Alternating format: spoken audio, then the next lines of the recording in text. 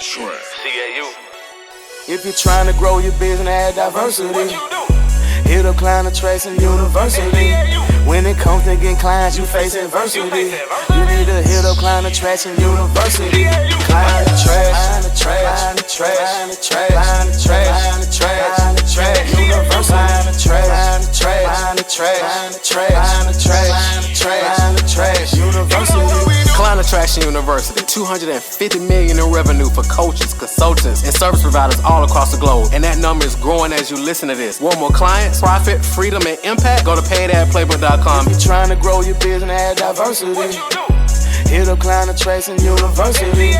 When it comes to getting clients, you face adversity. You need to hit up Client Attraction University. Paidadplaybook.com. That's PAID ad playbook.com. So let's go ahead and get into it. So, Christal, first and foremost, tell everybody who you are in your own. Well, first of all, let me say this. I want to honor you publicly. I know I do all the time. Hopefully I do.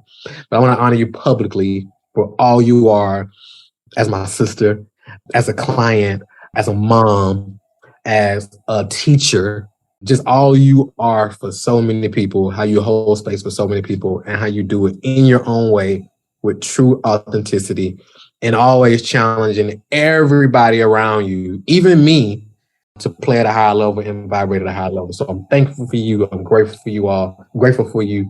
Thank you. Thank you. We wearing each other down. 100%. 100%. So my name is Christal Brown, everybody. Many people know me as the Vision Coach. Some people know me as a mother, artist, educator, disciple, coach, and now published author. It is a distinct pleasure to be here with Professor Russell. You know, one of the things that is really admirable is that we sometimes forget that the people who teach us can also be our friends. And that is really something that I admire about being a part of the CAU family, is that we can learn from each other, we can joke with each other, we can call each other higher, but it is all meant and spoken in love and with truth to get to a higher level, right? Like we're just here to fulfill all that we're purposed to do. And if we can get each other there together with a little bit of laughter, it just goes even smoother. 100%. Heavy on the laughter. Heavy on the laughter. He be coming for people. Yeah, for heavy on the laughter.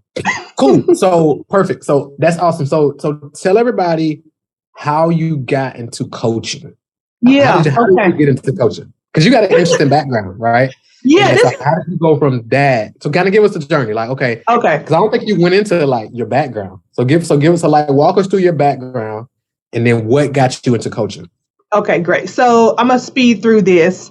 Okay. I was 9 years old. I got dropped off at the wrong place after school. I was supposed to be in a piano lesson. My best friend's mom had to get back to work. She dropped me off at a dance studio. I ended up in a dance studio looking at my best friend take a dance class and went back home and started trying to petition to get out of piano because I didn't really like it and get into a dance class. So fast forward, I become this pageant girl who is kind of breaking these racial barriers in North Carolina, and it's all because I can dance. Through the dancing, I become my mother's kind of doppelganger. My mother was a politician for 30 years with no college degree. So she taught me how to enter rooms and talk to people in a really clear way. My goal, and a lot of times, Marquel and I joke about, my love for vocabulary words. And it's really just because I love to communicate. I don't care how I got to say it, but I'll say it to anybody as long as we communicate, right? I really don't care how it gets said. So I learned that from my mother, kind of growing up in North Carolina. She was raised down the hill. I was raised up the hill. So she was trying to get me to understand a different level of access. Fast forward, I go to college and I undergrad major in dance and business because I'm going to go back home to my hometown and become the first Black dance teacher. My father passes away. He was a double amputee from Vietnam. He passes away from his fourth heart attack. I then get kind of pushed into a profession that I don't think I'm really good enough to be in. I'm just good enough to be a dance teacher. I don't think I'm really good enough to be a professional dancer. My professors say, well, why don't you try this? The day after graduation, I fly to New York City. I start building a career there based on some relationships that I had. I go back to North Carolina, I do an internship and start to work for 4 of the icons in the dance field that many of you may not know, but their names are Chuck Davis, Liz Lerman, Bill T. Jones, Jawole Willa, Joe Zoller, and most recently, B.B. Miller. So I have a career that is kind of legendary in the field of contemporary dance, but I have it because my yes is always more powerful than my talent or my gift, right? And so I had been teaching all over the country, all over the world, and people would leave my class and they would say, "Oh my God, I just love taking class with you. The words you say is just so interesting to me." And so they're loving the dancing, but they're more transformed by the language, right?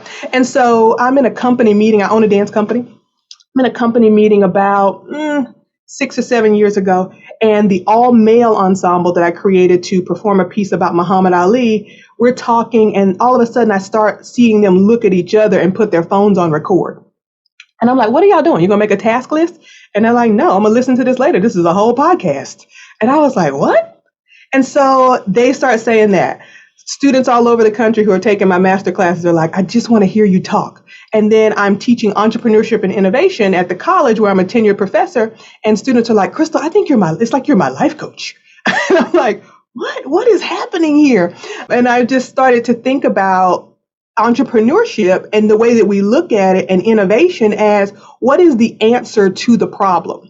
And it started to occur to me that my life experience, my love for people, my big initial question as a person of how do people find God came into view of this is what I'm really teaching, right? Mm-hmm. It doesn't matter what the vehicle is. It doesn't matter like if it's dance, if it's entrepreneurship, if it's literary work. It doesn't matter what I'm teaching. What's coming through is getting people closer to seeing themselves at a higher, more freer, fuller level. And so then at that point, I was doing a whole lot of life. I'm a parent who's single. I was also taking care of my nephew who had been really raised by my mother. My mother had passed away.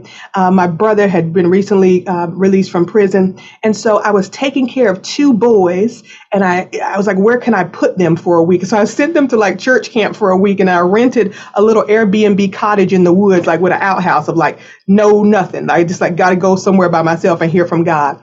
And I was like, if you want me to do this coaching thing, I need you to like narrow it down because it looks crazy out there. Look like people just making stuff up. I don't know what's going on. I need you to point me in the right direction, Lord. So I get there and I'm like in a little shack with a cooktop and like, some Wi-Fi. And I find this woman who I feel like has just as much to do with my story as I can understand. So she was a former teacher. She was a parent who was single. She had been through 3 divorces, some really public shame. And I was like, oh, I get her. I know what she's talking about. And so she became the person that I trained with. Her name's Mary Morrissey. She became who I trained with to understand how to put what I knew into a format that I knew as an educator. And that's when I launched my coaching practice. And so it started as like this Sunday, once a week vlog called Steps and Stages, like, because I've learned a lot of steps and I've been on a lot of stages. That was the tagline, right? And so people started watching that, mostly dancers. And that turned into me seeing people one-on-one. And then a friend of mine who was a client of yours, OE, said, listen, I think I know what you're trying to do, but if you're trying to do it, you need to talk to this dude over here. Right. And so that's when I came like to the 1 day and I was like, huh. And then I came to the 2 day and I was like, okay. And then I was like, okay, like, because I recognize the pedagogy, right? I recognize the tangible outcomes. And so it's been kind of like it's been an evolutionary experience of changing my identity internally and externally from the dancer and the professor into Coach Christal, who catalyzes art, experience, life, and God into a transformative experience so people can see themselves bigger, freer, fuller, and live a higher vibration. I love it. Oh, yeah. I love it. You said something that I want to unpack real quick. It was early on, so I got to write that down because I didn't want to interrupt you. So you said my yes is always more powerful than my gift. Did I catch that right? Yes, that's true. Yeah. What do you mean by that?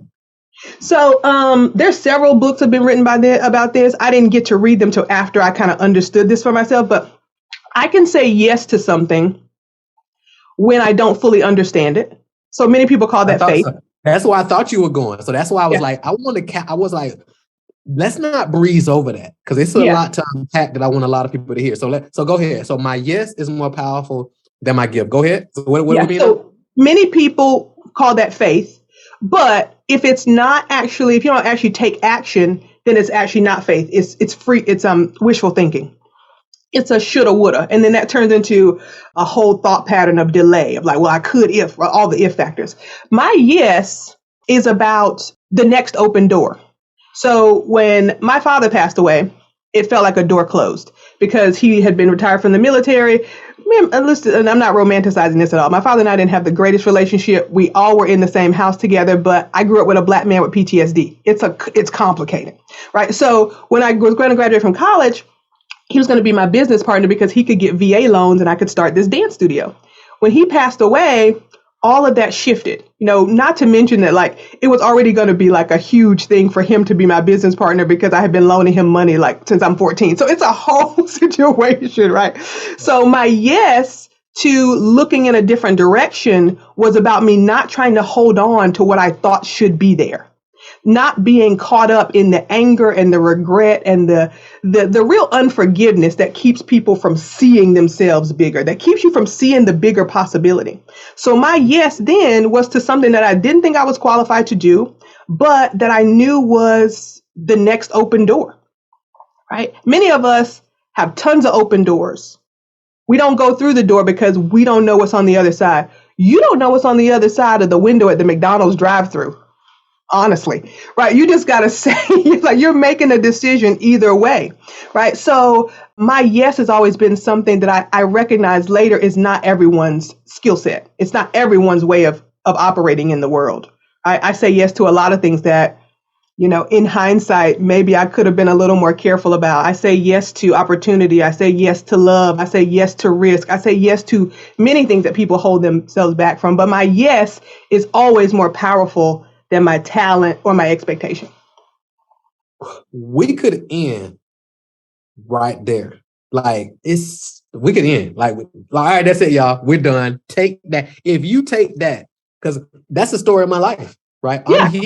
I'm here right now because of my yes. It's like a lot of people, they're always trying to figure out, well, how am I going to figure this out? Or do I have the skill set? Do I qualify?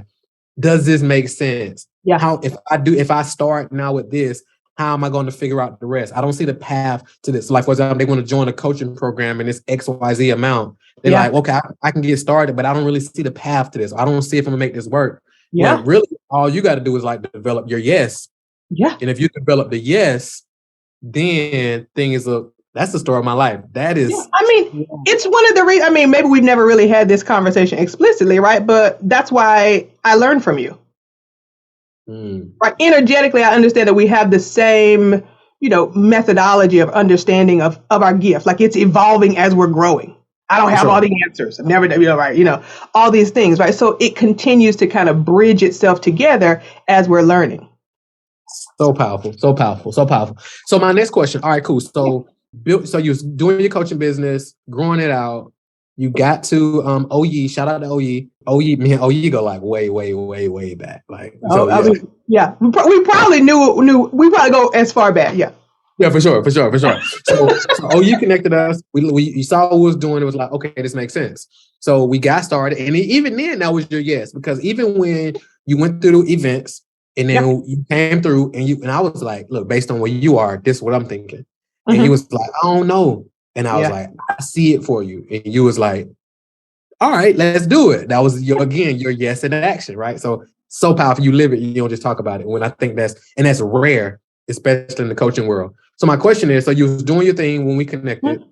Yeah. So let's talk about, for those who are listening, because they want to know, okay, how do you double your revenue? And one thing I love about you is that not only have you been able to double your revenue, however, you also like enjoy life. You travel, you're super health conscious, and you got a lot of things happening in the holistic realm. Also, you have your amazing mom to Gabe, the whole 9 yards, right? So let's talk practically. So when we start working together and you start implementing the process we was walking through, give everybody like some steps of like, okay, here's what I implemented that allowed me to not only double my revenue by applying this process, but it also, because sometimes people are like, hey, you can grow your revenue and double your revenue, but you have to sacrifice the time with your son for right now, at least for this season. You have to sacrifice on this so you can go in on this. And of course, we don't roll like that. So how give us some practical steps for those who's listening so they can actually go get off of here and like go implement that. Yeah. So let me just say one. So I come from a dancer background, an artist background. So hard work is something I'm kind of addicted to. And I'm a recovering workaholic. So I just want to say to those people out there who are like, what I need to do, what I need to do, what I need to do. Sometimes you got to like zoom way out and say, what is it I want to accomplish? And not in an accomplishment paradigm that says, if I do it, I'm better as a person. But if I can do it, then I can actually grow into the next stage of myself. So what I needed to do is use the real tactile system that Professor Russell prescribes so that I didn't have to take it personally. Right. And I think I've said this to you before. Right. So here, tactily, I said, OK, what is the coaching built on? So we had to decide that. Then I had to do what, most of us skip is tell the people who are around me what's in my imagination. Right. And so a lot of times we're like, we're doing this, and nobody else can see it but us. And that's kind of puts you in a really isolated mindset. So one, I had to tell people. Two, I had to challenge myself to do something that I would say intellectually told myself was not going to work, which was I went from seeing clients one-on-one to starting my first group. So intellectually, I had told myself that this is how I know how to do it. And if I do it any other way, I'm sacrificing my clients' sacred space, safe space, which was not true, right? So I had to test that out. So I started to test the boundaries. I texted. The first thing I did is like, rather than put it out there in public and say, hey, I'm about to do this group, I prayed about it and I texted 15 people. Like directly and said, I'm about to start this thing. Would you like to do it with me? Right. Mm-hmm. And 15 people said yes, right, at this entry level price point. And that's how the first group was built. It was it was risky, but it was low risk. Right. Right. So you have to like kind of modulate what you're ready for. So one is I had to say what I wanted to do to more than myself. I had to build a team that was able to take on the task that were no longer going to be a part of my day to day. Because if I was going to build this new business while running another dance company, while on tour, while being a professor, while being a mother, it wasn't going to work. Something was going to break down. So I needed to be able to hold someone else accountable for the tasks that were not going to be done by me. So that's three. Communicate, illustrate, and then delegate. So those are kind of like the first three things I had to do. And then I had to get really comfortable in a different realm of business, right? So the nonprofit industry of the arts is very different than this industry, very different. So I had to go from thinking about how you depend on funding to how you create infrastructure for your own income, for your own operating expenses, right? In the arts, a lot of that is kind of separated out. So then I had to say, what do I know? What do I don't know? How is this similar? How is this different? Then I had to do some real, deep soul searching for myself and say, how did this other business of mine fail to reach its full capacity? And it was because I was not doing enough marketing, right? I've always thought of that the story tells itself. And that's kind of like one of those places where many of us fall victim to false humility. False humility says, if you do it, God will bless it, it'll be fine. But other people telling a story, right? And if the story if your story is not being told, how will people know? Right? It keeps the circle of influence very small. And I realized that's what had been happening in my dance company for many years. And so what I had to do then is challenge myself to tell the story much bigger, much more often, and with much more clarity. So those are the tactile steps.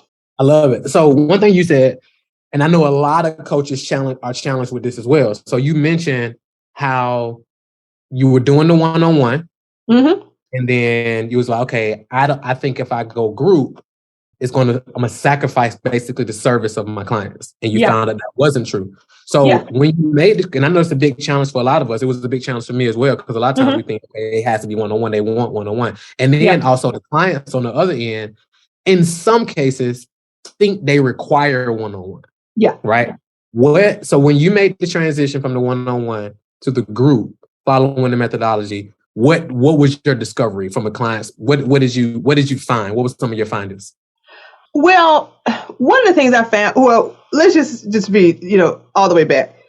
The part of you that's saying no is rooted in some part of you that has already done it. Right. So the part of you that's saying no is rooted in some part of you that has already done it. Right. And so I say that because people miss it. Okay. Y'all, I'm a tenured professor at the number 4 liberal arts college in the country. I teach groups of people every day. It was so ridiculous once I just like kind of pulled it out in the light and looked at it of like, what are you talking about? Right. You do this all the time, right? And so it was really more of a challenge for me, even in my skill set, to do it one-on-one. That was the challenging part. So what I think I needed to understand was the transformation that happened on an individual level so I could see it inside the group in a different way because the work I do is not skill based. It's intuition based, right? It's people got to say yes to themselves to evolve. They got to be as honest with themselves as I'm being with myself with them. So I had to find it in those individuals so I could see it happen in the group in a different way than a classroom. So it was good practice. So now when they're in the group and I see them at different stages of transformation, I don't think I'm going to lose them anymore. That was my fear. My fear was you're going to lose them in the group or they're going to get lost or they won't be as honest. They won't be as vulnerable. But I also have a skill set of community building. So when they got into the group, I started to use my community building skills of like, here's how we work together. Here's how we talk to each other. Here's the language of this group. Here's how we can build partners in believing. Here's how we get to be one-on-one partners, even in this group, right? Using all of those, all that I knew to create cohesion so that then within the first 2 cycles of this group, I had clients who were meeting by themselves in Philly. Like, hey, Christal, we just wanted to let you know we're out here having a meeting without you, all these things, right? Because it's not then built on what can coach do for me. It's built on what do we know that we can now do with and for each other. So that's kind of how I saw it transpire but the individual understanding was essential to me being able to identify the different stages of transformation for my clients. I love it. Let me just go back 1 second and say this for the people who feel like yes is hard, because yeses are expensive. But we at Steps and Stages at our company, we say yes is expansion and no is clarity because people feel like no is a bad word. And so when you say no, you're actually just clarifying, no, I would not like a serving of that today. Right? Right. When you say yes, you're saying, oh, there's more for me to do. There's more for me to become. There's more for me to grow. So the yes is the expansion and the no is the clarity. No is not holding you back from anything. No is shaping you into the thing you're becoming.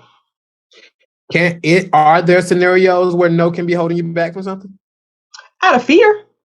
Okay, got it. How do you? But most people get their no's and their yeses confused with themselves. They say yes to everybody but them, right? But we're talking about once you're aligned, right? So you're right. Let's not be confused. Let's not confuse anybody. I believe, right, on our platform, the best first step is to clarify your vision. Because you could go buy another course, you could go get another degree, you could hire 18 coaches, but you haven't decided who you are and what you want to do. So all of it's going to be, in the kerfluffle. It's going to be in the swirl, as Oprah says, right? Got it. So I'm saying that based on someone who is clear about their vision. They are in the vortex, and yes is on the inside, and no's are anything out here. Got it. So most of the time, many times, when people are saying no, because you said the first thing you got to do is when you work with clients in the work that you do, the first thing people got to do is say yes to themselves. Yes.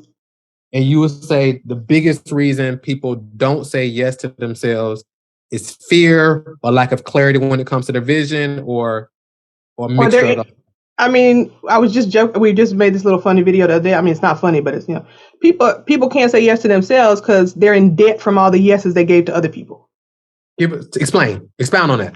People have bad credit in many ways. We're not talking about FICO or Experian. People have bad credit with themselves. They have great credit with other people. People call you, they ask you for something, you're like, yes, I got you. But you don't keep the agreements with yourself. So you have bad credit with yourself. So if it's about somebody else, your yes is very clear. When it's about you, you get on the fence, like, because maybe I might not do it. I don't know if I'm ready this time. I didn't finish last time. Right. That kind of, we call that the difference between integrity and confidence. Integrity is about keeping your agreements with the outside. Confidence is about keeping your agreements on the inside, right? So sometimes that's where the yes and the no gets convoluted or confused because we used to saying yes to everybody else. The first time I said yes to a coach, I had to split it between 2 credit cards and I had to be like, what is this? Oh, but the amazing part about that, right, is that the yes makes room for the miracle. So I said yes, I split it between these 2 Wait. Say that again. The yes makes room for the miracle. So yes And makes room for the miracle. yes, Wow. and according to So a if you're course, not saying, let me just make sure, because I want to wrap my head. So in those opportunities where you're not saying yes to yourself, you're saying no to yourself, you could actually be blocking the miracle that you've been looking for. Is that what I'm hearing? Yes. Okay, got it. Keep going. Right. I mean, and this is not just Coach Christal talking, right? Like, I don't teach anything I don't practice or that I can't validate, right? So this is from A Course in Miracles. It basically says that miracles are the connection between the vision, the truth, and the absence of the ego. Your ego is what's trying to figure it out. Oh, I can make it happen. Blah, blah, blah, blah. That's like what my clients call Craig in the background, right? Mm-hmm. You got the opposite of, or the opposite of, I can't figure this out. Right. Right.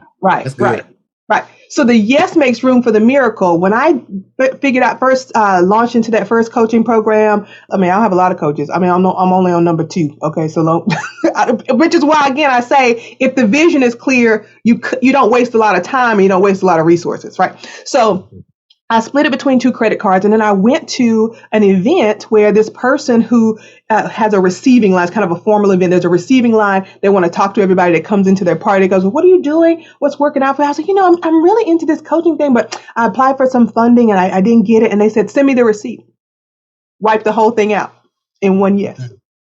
Right. You said something so powerful. So a lot of times, and that goes back to something we always say as well, a lot of times people are, because like internet, I think, and we talk about this a lot as well, the gift and the curse of the era that we live in is that we live in an era of unlimited abundance, right? Yeah. Unlimited abundance, unlimited opportunities. So I'm listening to Frederick Douglass's biography, the narrative right now. And this guy didn't even know how old he was, ever, right? He had some context, because he heard his slave master say he was around 17 at one point. But he was like, he has no idea. Imagine living in a time where you don't know how old you are, right? So he was limited. We have an unlimited. So like, you can learn Airbnb. You can learn Turo. You can learn how to be a coach. You can learn how to speak. You can learn crypto. You can learn how to do the metaverse. It's unlimited, right? However, a lot of times people get sucked into all those things, and they're in this never-ending cycle of overwhelm and confusion because they weren't clear on. They don't have the vision. The vision wasn't there, but their vision wasn't clear. And when your vision isn't clear, you can drift into anything, like Outwit and the Devil talks about. If you don't have a vision, you can't tell the difference between an option and an opportunity. And wait. Say it again. If you don't have a vision, you cannot tell the difference between an option and an opportunity. There is no discernment. There's no tool for discernment. Wait, explain that. Because that's gonna go over some heads. Option and an opportunity. Explain the difference for those who are not clear. It's like you were just saying, we're in an infodemic. During the pandemic, we fell into an infodemic. Information is accessible to everyone. But information, this is my perspective, this is a Coach Christal saying, information without instruction leads to insecurity. So when you take in a whole lot of information and you don't know what to do with it, how to use it, it just creates this thing you're calling overwhelm. So then tons of more information comes at you and you're like, oh, I could do that. I could do that. I could do that. These are options. They're not opportunities. They're just things you could do, not what you're built to do. It's heavy. I got 2 things real quick. So number 1, so many of you have heard Christal talk about how we initially connected through the one-day event that she attended, right? And then that kind of led us into where we are now. So her IG handle is Coach Christal, and it's Christal. So Christal, Coach Christal. That's our IG handle. So a lot of people have heard us talk about, Christal mentioned, that's how we connected with our one-day event. And then she attended some other events that we did. And then we worked together, and she had to double her revenue and a lot of other cool things as well. Structure her program differently to give her more leverage, impact more people, and so forth. That event, we actually had stopped doing that event, right? And a lot of people have been asking us about the event. So we're actually officially bringing that event back. We're bringing that event back. And the good news is we're actually doing the first one this Friday, right? And the even better news, I think, that you can actually register right now for free. So if you go go now, because it wasn't free when I did it. Get on in there. It wasn't free when Christal did it. So go register right now. It's a one-day event. We're doing it Friday. Go get registered and go to wealthyblackcoach.com. wealthyblackcoach.com and get registered. Go get registered right now. Go get registered right now. The spots will fill up. Our Zoom setup, we do meeting setup so we can see everybody. So we max it out at 500. So go get registered, wealthyblackcoach.com. Make sure you show up on time because, like I said, it maxes out at 500. Yeah, you can register free, no catches. I mean, there's a VIP option that you will see on the second page, but that's totally optional. So that's number one. So go to wealthyblackcoach.com. Candace and the team will drop those links in the Facebook chat. If you're on Instagram, you click the link in the bio. That's number one. Number two, very, very, very exciting announcement is Christal just released her book. She did. So I'm extremely excited about, and I was like, we got to bring you on so we can. I want to tell the world about it because I already know how she rolls. So tell everybody about the book, Christal. Please tell everybody about the book, what they can look forward to getting from the book, and because of course our community loves reading because people are always asking me, what are you reading? What books you recommend? This is the book I recommend right now. So tell everybody about the book, what they can expect from it, and of course how to get it. And on the back end, for those of you who go grab the book, I want you to send us the receipt. Send me the receipt once you get the book. And then I'm going to send you can actually let me know if you want some training on marketing or some training on sales, whatever the challenge is in your business. Let me know when you send that receipt to the email I'm going to give you in a second. I'm going to send you some bonus training on top of the book as a bonus for going to get Christal's book. So tell her about the book, Christal, what they can expect. All they can okay. I just want to say, y'all, Dr. Russell's real strength is asking him a question, right? So if you send him this receipt, ask a great question because you're going to get more information than you could ever really, really even think about. Okay. Here's the book. This girl been saying she was going to be a writer and an accountant since she was 9. I account for things and now I'm really writing. Here's the thing. This is not one of those books where you're going to find the language too dense and give up. This is an activity book.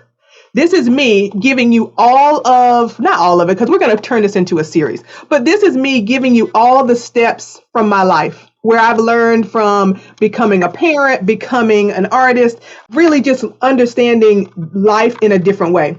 The theme here is that understanding comes after experience, but I'm going to let you use my experience to then understand. So it's a devotional. So there is everything in here from friendship to love to falling victim to fatigue so much that I had almost given up my own identity, like all the things that have made me into this person, right? So I don't mind using myself as an example. I know sometimes we have a hard time coming up with how we got to this point. So I've just done a little excavation for you to read how I did it and then figure out some questions on your own. One of the stories that's in here is about something that I think a lot of people don't give voice to, especially publicly a lot. I am an amazing mother. Amazing. Own it all day long. But at one point in my life, I was pregnant and had a termination. I was 19. My son was actually born 13 years later. He was born on the 13th of April. This year is his golden birthday. He's going to turn 13 and he wanted to go to Japan. So for his golden birthday, turning 13 on the 13th, we're going to go to Japan. So I'm saying that not like as a look what I do as a great mother. I'm saying that to you because sometimes we think that what we've done in the past can't be who we are now. Like our identity is stuck back there. Like that was a decision, that was a choice. And it was a time in my life where it felt like that was the only choice, right? But now choosing to be an amazing mother and notice the synchronicity of how his life is lining up and what I get to do now, right? That's where we learn, right? So for me, in telling that story, it gets us to the place where what identity do you think you gave up on and how can you reclaim it today? Right? Those are the types of questions that are in this devotional. So, it's available on all major outlets, Amazon, Barnes and Noble, all the things. I'll drop. Oh, they can't see this one in the chat, but we'll get to that. I'm grabbing it right now. Hold on. Okay, great. So there's the link to the Amazon. If you read it, let us know. Let us know how you're feeling. My contact information is inside the book because we want to hear your reviews. We want to hear what you're struggling with and what you're overcoming. So that's why I wrote the book, just to give people a way to reframe their own experience and learn from it. Something really fun about the book is that the 2 devotional sections are called Taking the Note and Getting the Step. And so as a dancer, as an artist, you go in rehearsal and there's someone there called the rehearsal director, and they're taking notes the entire time about what needs to be fixed. And so once that run is over, you get those notes, and that taking that note in is a part of you understanding where the gaps are, and then doing something about it in the next run is how you get the step. You put that thing into action. So that's the language of how we're talking in the book. What did you learn? Now what can you do? Love it. And I love it because it's a 30-day devotional. Yep. So every day, 5 or 10 minutes of reading? Yeah, very short. Yeah. Very short read. Yeah. Practical. I love two things I look for in a book. So when I go look for books, quick disclaimer, if it's not a biography, the first thing I look, even if it's a biography, the first thing I look for, even on Audible, is how long is this book? Number two, if it's a book I'm going to read, I'm like, okay, how long is this book? Because I want to know, like, how long is the book, right? So I love when somebody can shorten it and it still be impactful and it's practical. That's when I know people know what they're talking about. Like, if it's most books that are 200, 300, 400 pages, it's unnecessary, right? So we highly recommend it. We stamp it. Go grab it. I mean, y'all already heard the brilliance of Christal already, and this is just like a snapshot. So go grab the book. Send me an email. Once you do that, send me an email to just send me an email directly at Marquel, Marquel, at clientattractionuniversity.com, and just be like, hey, here's my proof of receipt from ordering Christal book. And then like Christal said, ask me a question. Let me know what you're struggling with in your business or what you want more assistance with. And then I'll send you over some additional training to help you in whatever area that is in your business. So I get that specific resource over to you. If somebody's listening on Facebook or on Instagram and they're like, hey, they're on the fence about working with us at Client Attraction University, what advice would you have for them? Say yes to yourself. Smart cut your own development. This is not about, I said this the first day I signed on with CAU. I'm not here to take shortcuts. I'm here to smart cut. I don't need to follow my own intuition around something that I've never done. My intuition can illustrate the vision, but I cannot have the tactile information I need to implement unless I'm following someone who's done it, right?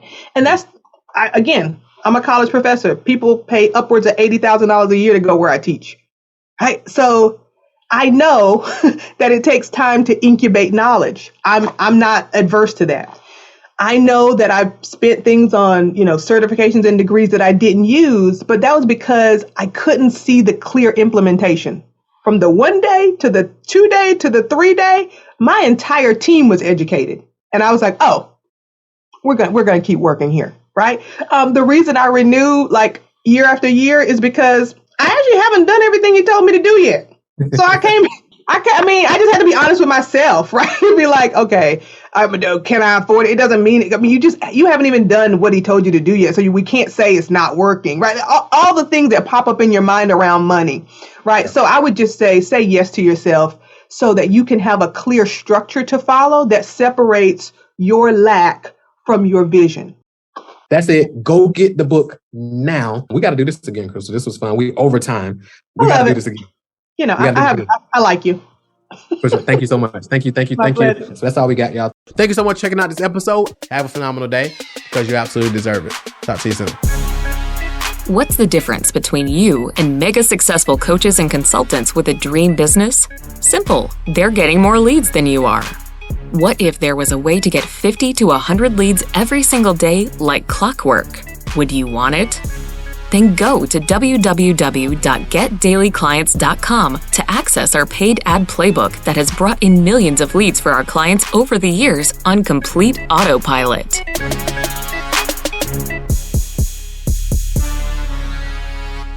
This is thepodcastfactory.com.